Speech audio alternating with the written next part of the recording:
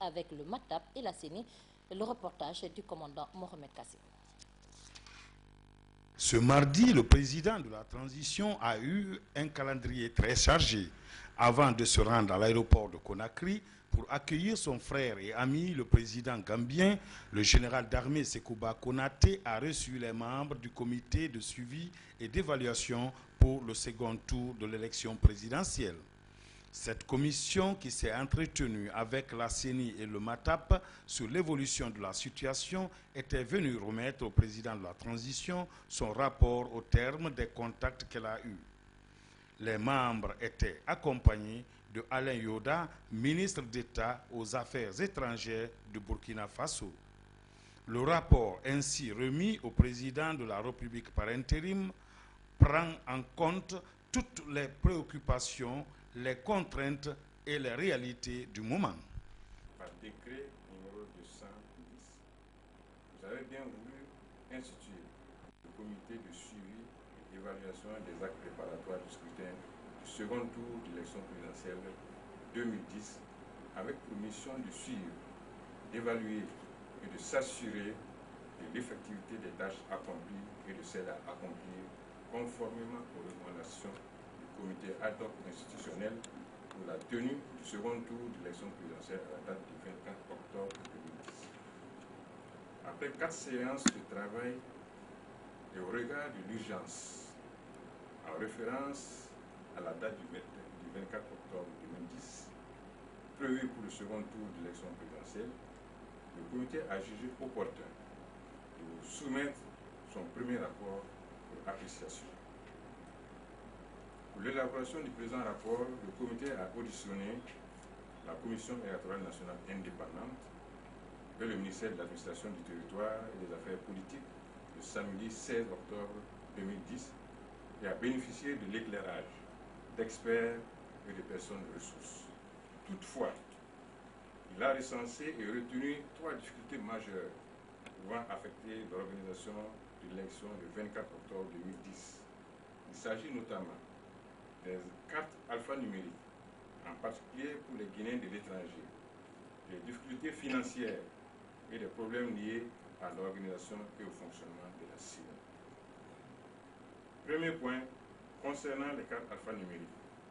Il est apparu que si tous les électeurs ayant voté au premier tour avec des récépissés n'ont reçu les cartes alphanumériques conformément à l'arrêt de la Cour suprême, il convient de relever que le cas des Guinéens de l'étranger est criard. À titre d'exemple, on note un manquant de 5 000 en Guinée-Bissau, 2 773 en Côte d'Ivoire, 2 350 en Gambie et 263 au Sénégal. 2. S'agissant des difficultés financières, il ressort que même si le budget électoral est théoriquement bouclé, la CENI à l'heure actuelle ne peut bénéficier des fonds disponibles pour tourner. En effet, la CENI ne peut avoir accès à ces fonds à la Banque centrale pour problème de signature. Elle ne pourra avoir la confirmation de la prise en charge de certains coûts supplémentaires par les bailleurs de fonds que le mercredi 20. Par ailleurs, la deuxième tranche du budget de la FOSPEL souffre toujours de la non-justification des dépenses de la première tranche. Troisièmement, relativement à la CENI, il ne fait aucun doute que la crise de succession qu'elle traverse entraîne des blocages en son sein du fait de l'absence d'un président habilité à prendre des actes administratifs, dont le décaissement en banque et la désignation des membres des bureaux de vote. En conséquence, le comité suggère des propositions ci-dessous indiquées dans l'optique de créer des conditions appropriées en vue de la tenue effective du second tour de l'élection présidentielle le 24 octobre 2010, tout en garantissant les règles requises de transparence, de liberté, d'impartialité, de crédibilité et de démocratie. 1. La prise de décision politique concernant la présidence de la CENI. 2. La mise à disposition à la CENI d'un hélicoptère pour faire face à des cas de force majeure. 3. La mise à disposition de la CENI des financements promis ainsi que l'accès à des ressources à la Banque centrale. Enfin, 4. La prise d'une décision relative au vote des Guinéens de l'étranger n'ayant pas reçu des cartes alphanumériques, et ce, en accord avec la Cour suprême. Au terme de la présente évaluation, il est très difficile d'affirmer que toutes les conditions sont réunies ou le seront en vue de la tenue effective de l'élection du 24 octobre 2010. Le rendez-vous du 24 octobre ne pourrait être respecté que si, d'une part, les mesures ci-dessus préconisées sont prises dans l'urgence et d'autre part, les activités restantes sont réalisées conformément au chronogramme de la CENI. Il est urgent de pouvoir apporter une solution aux problèmes soulevés dans un délai de 48 heures. Au-delà, il ne fait aucun doute que la non-résolution de la crise de succession à la tête de la CENI pourrait remettre en cause la tenue de l'élection à la date du 24 octobre 2010. Telle est, Excellence, Monsieur le Président, la substance du présent rapport que le comité soumet à votre très haute attention. Depuis le 17 octobre 2010, date de production du présent rapport, la situation a pu évoluer. Toutefois, il convient de reconnaître que les délais sont devenus courts, voire très courts. Excellent Monsieur le Président, le comité voudrait vous exprimer sa reconnaissance pour sa création, vous assurer de son engagement et de sa disponibilité à mener à terme la mission que vous lui avez confiée. Je voudrais également, à titre personnel, vous témoigner toute ma gratitude et toute ma reconnaissance pour m'avoir désigné président du comité. Cela m'honore et à travers ma modeste personne, le président Blaise Compaoré, médiateur dans la crise guinéenne de tout le peuple du Burkina Faso. Permettez-moi, Excellent Monsieur le Président, de vous remettre une copie du rapport que nous avons produit.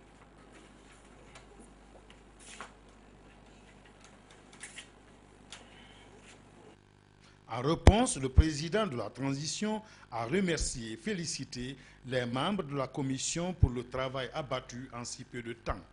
Il a hautement apprécié la démarche qui a permis de toucher du doigt les réalités de la CENI et le MATAP. Il a dit par ailleurs sa volonté de prendre en compte les recommandations du dit rapport dans l'intérêt supérieur du peuple de Guinée et pour la réussite du processus amorcé dans notre pays. Au terme de la rencontre, le président de la commission se prête aux questions de la presse. Moi, je pense qu'aujourd'hui, ce n'est plus un secret. Je pense qu'il y a 3 points essentiels que nous avons relevés lorsqu'on a parlé avec la CENI. Le premier point, c'est le problème de la direction au sein de la CENI. Le deuxième point, c'est le problème des ressources financières. Je pense que c'est important. Et enfin, je crois que le troisième point, c'est les cartes alphanumériques. Voilà, c'était les 3 points qui ont été soulevés, les plus urgents à résoudre. Et nous avons fait des propositions, effectivement, pour qu'on puisse résoudre rapidement ces points afin de pouvoir aller aux élections. Mais aujourd'hui, effectivement, si la décision n'est pas prise à temps, il sera difficile d'aller aux élections le 24 comme prévu. Et si on ne parle pas aux élections le 24 octobre, quelles sont les solutions que vous suggérez? Bon, nous n'avons pas de décision à prendre à ce niveau. Nous faisons des propositions en ce qui concerne la résolution des problèmes qui sont posés par rapport à la... Mais on n'a pas de proposition à faire. Ça sera à l'autorité de décider à quel moment il va fixer une nouvelle date, s'il y a report. On vous remercie. Le président de la République de Gambie a effectué ce mardi une visite d'État et d'amitié en Guinée. Cette visite s'inscrit dans la dynamique de passer en revue les préoccupations du moment et la coopération sous-régionale.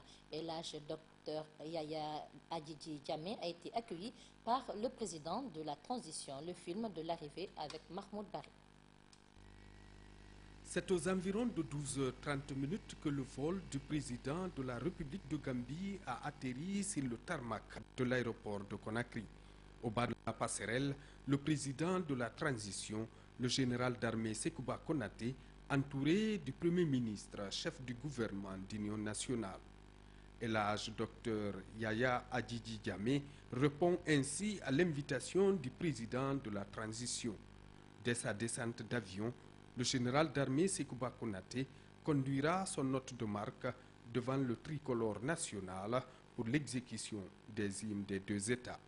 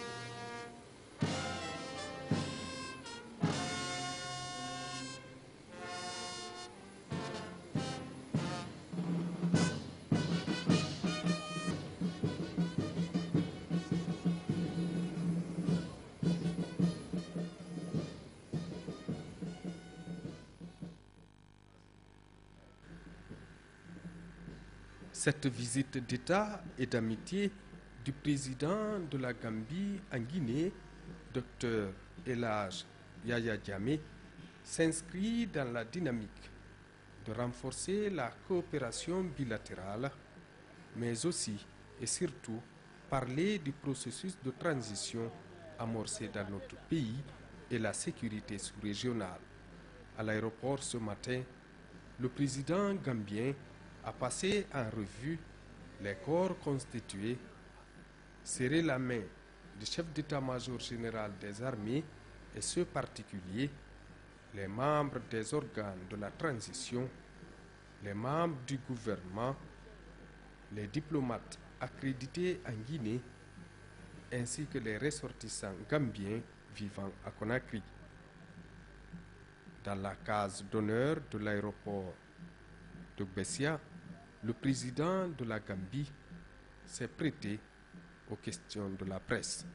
But you know, whatever man decides, this Allah never allowed it to happen. It's only today that I'm here. Vous savez, Excellence, l'homme propose, c'est Dieu qui dispose. Dieu n'avait pas autorisé que je vienne ici, c'est aujourd'hui que Dieu a permis que je vienne vous voir pour vous apporter mon soutien.